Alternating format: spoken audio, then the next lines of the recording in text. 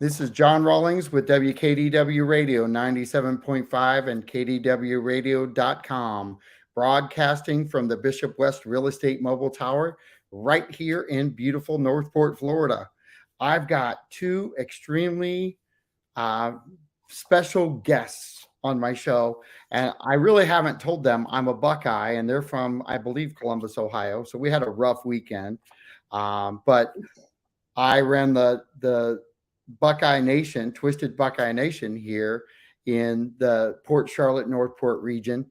And we had around 650 people for our Buckeye game that we graciously took a hit for, but it was fantastic.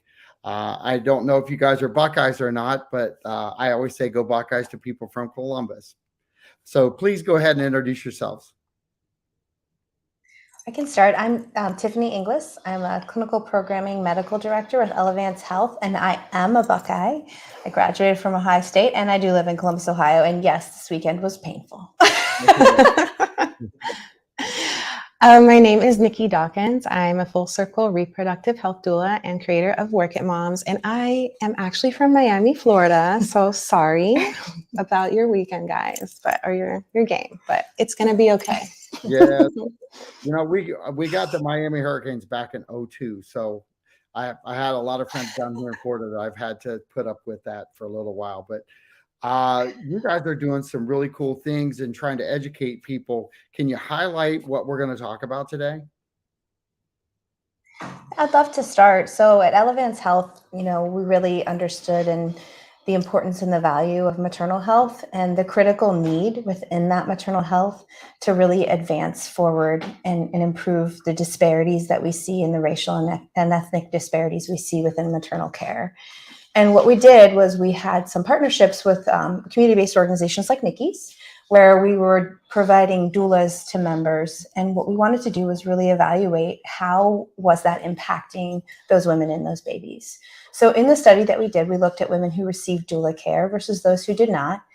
And what we saw was that women who received doula care in addition to their other typical obstetric care really had significantly reduced C-section rates. They had improvement in their preterm birth rates, so they had fewer preterm births. They had fewer low birth weight babies. And they also had less time, those babies spent less time in the NICU or the neonatal intensive care unit. And that's really, really valuable for families. That is a hard thing for families to go through when babies spend time in the NICU, and it can really be impactful on future care for those children and families. The other thing we saw was that overall, women had much fewer mental health crises or needs within the postpartum space. And what we really felt like was they were likely very much more supported within their care.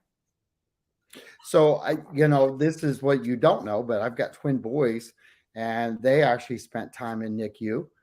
So I agree with you. There's a transition there that we were not prepared for as new parents.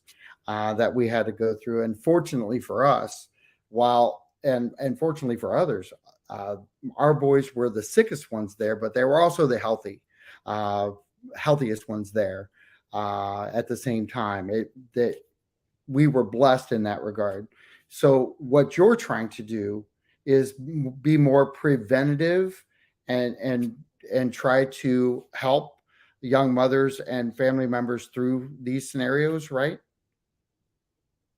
Yeah, I think what's really, really valuable is to try to go, I call it upstream, right? And really think about how do we prevent these things from happening. It's important to support people who are in the NICU. It's important to support people who have poor outcomes. It's important to make sure that they're wrapped around with care and supports.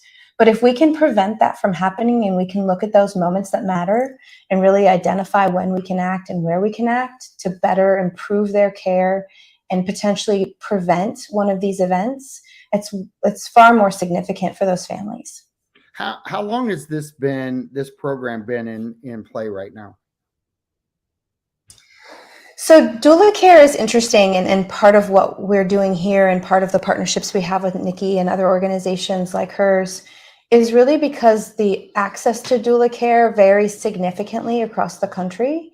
and is really left to sort of decisions from state governments as far as what's covered and what's not. So what we're trying to do with this study is really use this information to get the word out about how valuable doulas can be, so that when delivering providers, OBGYNs, midwives, when state regulators, when public policy experts really think about how we should improve maternal outcomes and improve the racial inequities that are so critically important within those outcomes, they think about doulas and improving access to doulas, and then also from our end, supporting that improved access so that we can get more women the care they need. Awesome. So let's go to your partner there in crime, and let's talk to her a little bit. Give a quick overview of who you are and what you do. Yes, I'm Nikki, and I'm a full circle doula. And if you don't know what a doula is a non-clinical professional who's trained in the areas of childbirth, usually labor and birth, and postpartum. And we provide physical and emotional support for the birthing person and their family. Doulas can also offer other services. We work in fertility and loss, and anywhere where you have an health situation that you can have a doula for. So that is what I do, and I support a lot of moms in Miami and out of state virtually with their pregnancy education, their labor process, and their postpartum care. So we have a lot of culture down in the Miami area. Does this scenario play out with doulas? Oh yeah, a lot. And, Miami is the melting pot. It's very diverse. It's full of languages and cultures and all types of people. So it's definitely important that we also have a variety of doulas who can serve those clients, because having somebody who you can relate to, who speaks the same language as you, who understands your culture, is really, really valuable in the maternal health care realm that we're working in, because it gives them a sense of comfort. It gives them a sense of knowing that somebody like them understands what they're going through and understands their community and what they need. And it also gives us a better opportunity to provide them with resources that they'll actually use and can have access to. Awesome. Is there a scenario that plays out where the different cultures are already adapted to a doula? Yes. There are some cultures that are already kind of have this built into their culture. Not necessarily maybe called a doula, but there are some cultures, I want to say maybe Haitian culture, Moroccan culture, that do kind of already do this as part of their cultural experience already. So it's really nice to see that now here in this country, that's also becoming a thing to have a doula and have that support, because it really does make a huge difference for these moms, especially the minority moms. Do we see a difference with data as far as success rate with a doula? Yes, so what we do see with the data is that women who utilize a doula in their experience definitely have improved outcomes. And that cuts across all of those racial and ethnic divides. And so really, it's wonderful to see something that can really improve not only the care of all women, but really the care of our women who are most at risk. And what, from start to finish, so if one wanted to get a doula, what would they do?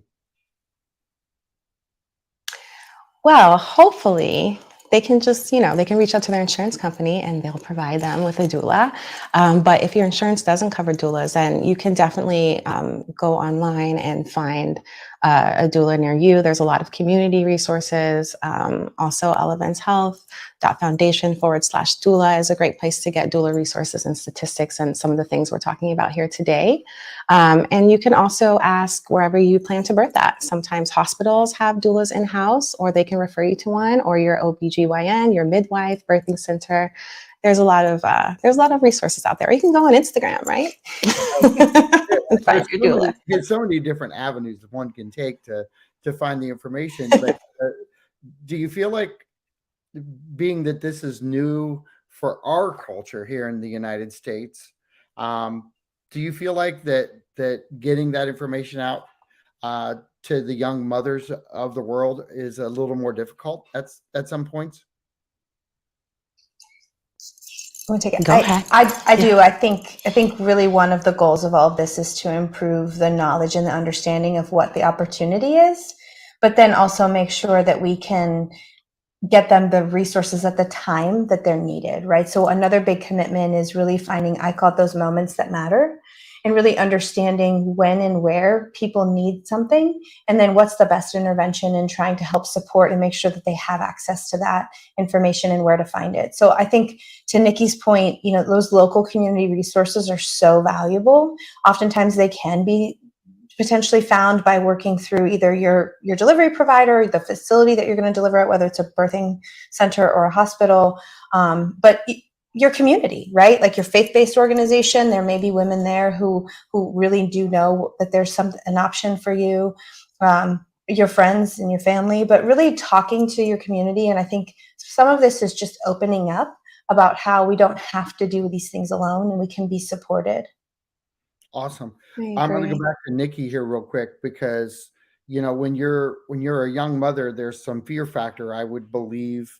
I know that as a new father, we tend to kind of get glossed over sometimes, but there's fear factors in there for fathers, along with the fact that you've got your wife that's going through a whole lot of changes. Where does that support factor come in with a doula into the family culture? I love that you said that because I totally agree with you. I do feel like the partners tend to get glossed over and forgotten sometimes in the birth process. And that's why I say doulas are there to support the birthing person and the family and the partner, because it is a big deal for them as well. It can be new and scary to see somebody that you care and love so much going through pain or feeling uncomfortable or being scared.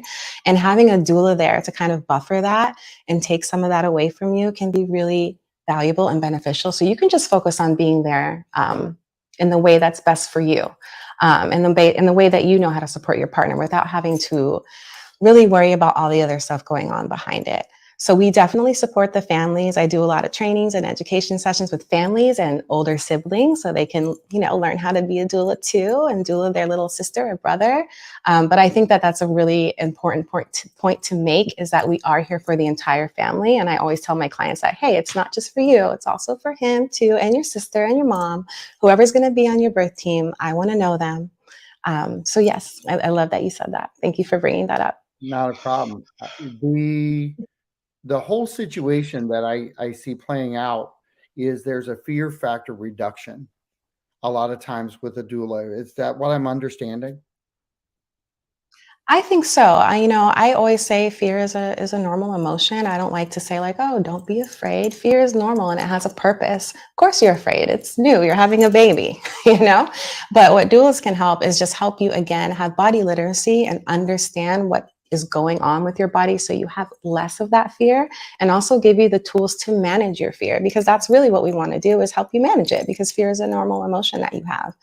So having somebody who can kind of educate you and guide you, who's there continuously, who's not on and off in the process, really, really helps reduce that anxiety for a lot of these birthing people in the process.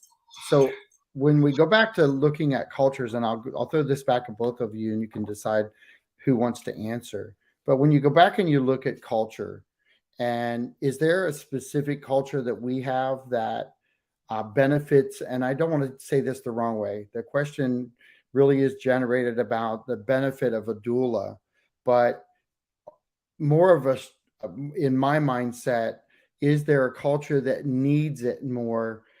Maybe the lower income that maybe don't have access to a lot of things out there to maybe settle things down. How would you encourage people with that sort of a situation to kind of come forward and really work at finding solutions? I can, so, this is, as you kind of pointed out, as you were asking it's a somewhat complicated question and it has a somewhat complicated answer. But I think from the study itself, it shows that, many women can benefit from a doula, and across ethnic, racial divides, but also across socioeconomic range as well. And so I think the goal is really to make sure the awareness is there of how positive it can be. I also think there is an understanding that, Black women die at a 3 to 5 to 6 times the rate of white women during that childbirth process. And so we have to understand that those women having this support structure seems to really be valuable for them. And if we can reduce not only the overall mortality rate, which is climbing in this country and is now at 23.8 per 100,000 live births, but for Black women, it's significantly higher than that. If we can reduce the overall rate while closing that gap and seeing that rate for Hispanic women that rose significantly in the most recent data, while seeing that Black women who've struggled with higher rates for a long time really come back to more of what we understand to be the overall rate, I think that could really be valuable. And I think that's what we see from the potential of improving doula access, is really targeting those women who are at most risk and really feel somewhat, I guess, maybe neglected or disconnected from the healthcare system, which I think is some of what's playing into some of that, and really making sure that they have a voice and are heard and know that they're valued and that their care is important. So I want to stay there for a minute, because that's a huge concern when you talk about the death rate and issues. I don't care what color skin you have. That number is extremely concerning to me, to the point where I've got chills when you gave it. Is that due to a lot of the, and I don't want to say uneducated, but I want to go with the uninsured lower end jobs that are out there, possibly affecting the stress level in people, the different lifestyles that, and I was part of that younger in my marriage, that we didn't make top dollar. We knew what it was to live paycheck to paycheck and the stressors that came with that. I remember trying to get help and I made too much money, which, all these play into a birthing process. But when you throw that number out there, I've got to believe that there's some connection with income and job level. Yeah, so I'll start, but it's interesting. This is a complicated issue with likely a needed complicated response as a whole from our country. And I think I say this a lot, but we're not going to fix this without being partners, right, and across the healthcare system. But I think there are elements of what we see in the disparities that do have to do with access and payment and ability to receive care as part of that access. Some of it is where you live, right? Some places we call maternity deserts or care deserts, and they don't have the resources that other areas have. And some are urban and some are rural. I think our rural areas get a bigger hit from that. But then also, our Black moms who are college educated and over the age of 30 have the highest death rate of anyone in this country. So it's not just about socioeconomic status. It's really about, there's something else that's happening in that space that we have to make sure that we're accounting for and identifying, because it isn't a simple answer. I do know we're entering pregnancy older than we ever have. We're entering pregnancy with more chronic conditions than we ever have before as a nation. And we're entering pregnancy heavier. And all of those things have negative impacts to pregnancy care. And all of those things are best addressed prior to conception. So like a partnership with Nikki, where she could be a preconception doula even, can really help someone who maybe has hypertension or is overweight to really work on that before they get pregnant. And that can have huge positive impacts, even beyond what we saw in our study, to support that mom and get her to those community resources. But I don't know if you have anything else that you would add to what I said, but I don't think it's one thing. I think it's lots of things. Yeah, it's definitely lots of things. I agree with her. Unfortunately, racism has a lot to do with this. Like she said, Black moms who are high income level, and we're talking famous people, Beyonce, Serena Williams. These are very affluent people. they still had these problems. And what it is, unfortunately, is a lot of systematic racism going on, where Black moms, moms of color, Hispanic moms, Native American moms are just being treated differently because of the way they look or the language that they speak. And I think that can be hard for some people to swallow and accept, but that's really what it is. And the system has to change. The people who are trained in this system also have to be retrained.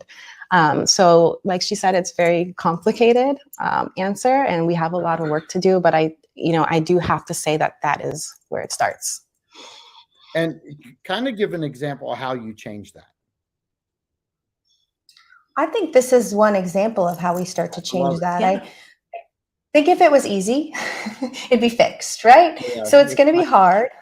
And some of it is partnering across the different areas within the healthcare system. Some of it is bringing in support systems and structures for people who haven't felt valued or heard or haven't felt connected to their care.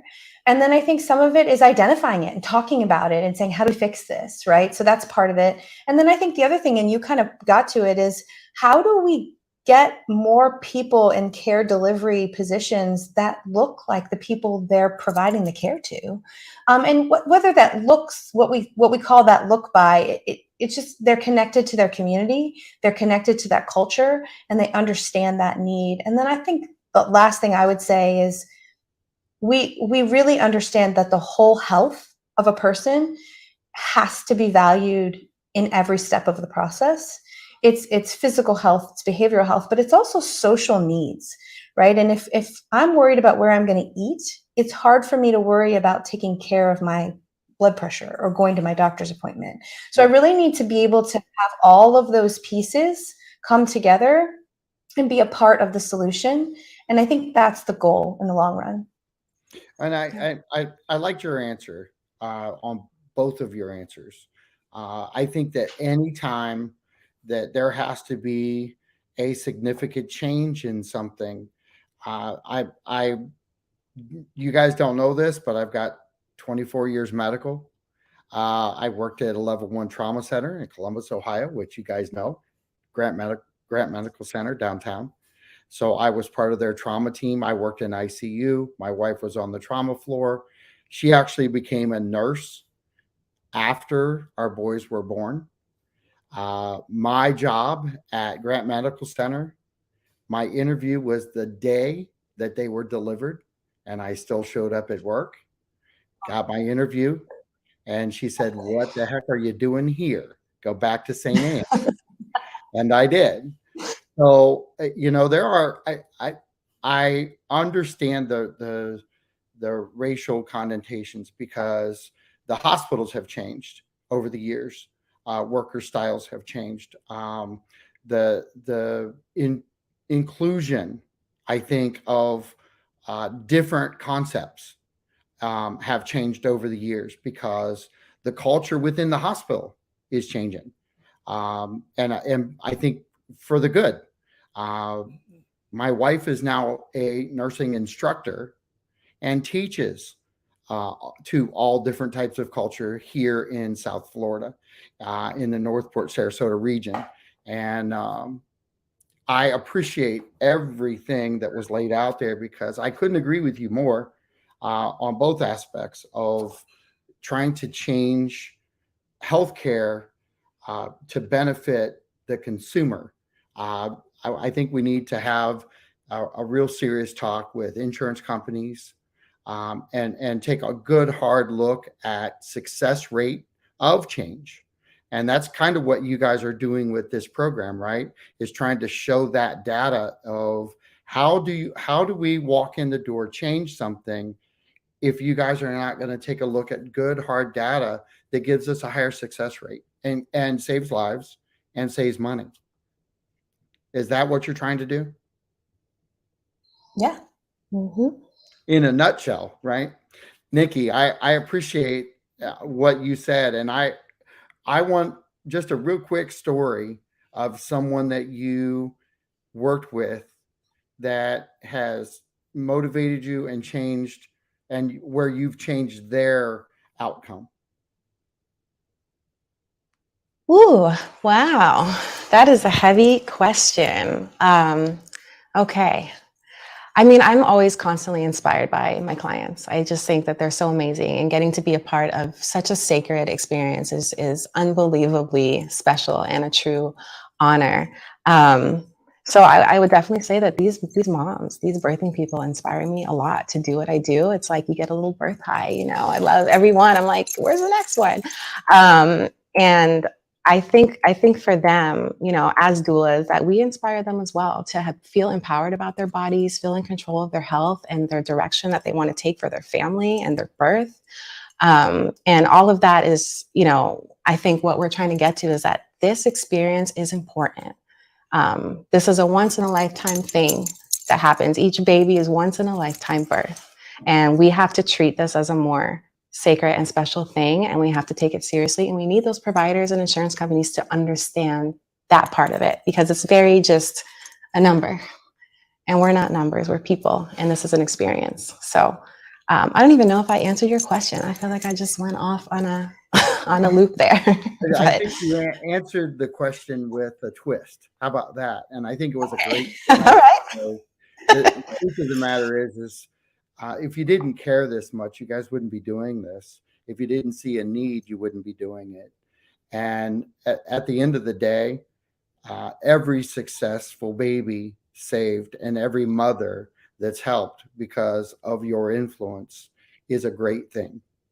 And that's coming from me, but I hope that my listeners feel the same way when we air this, because just the way that you guys have engaged this conversation taught me through the conversation. I hope you're teaching them the same exact way, and that there are solutions for people that are out there.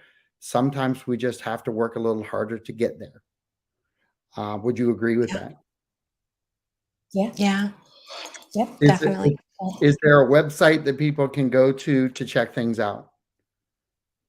Yeah, so what we would recommend you do to learn more about the data that we provided here and all the benefits of doulas is go to elevancehealth.foundation/doula, and you can learn more about what we talked about today. Awesome. Well, I really appreciate your guys' time, and I hope to have you back on sometime in the near future. Maybe we can get some updates, and we'll talk to you guys soon. But thank you so much for being part of the show. Great. Thank you so much for doing this. We really appreciate it. You're so welcome. This is John Rawlings with WKDW saying thanks and have a blessed day. Be safe out there. Bye-bye.